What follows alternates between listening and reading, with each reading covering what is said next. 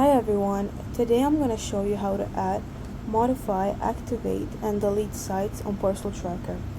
First, log into your account on the web platform, navigate to Sites, click on Add a Site, and start typing the site information. Start with the name, and add in this optional information if it's needed, and also give access to users.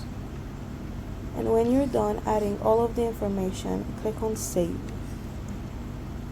To modify a site, click on the site name, make your changes, and click on Save.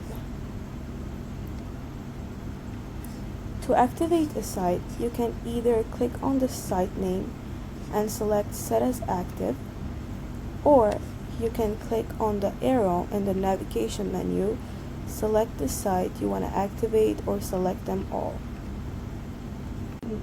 To delete a site, click on the small square next to the site name, click on Delete, type in the number of sites to delete, and click on Confirm. And that's it. Thank you for watching.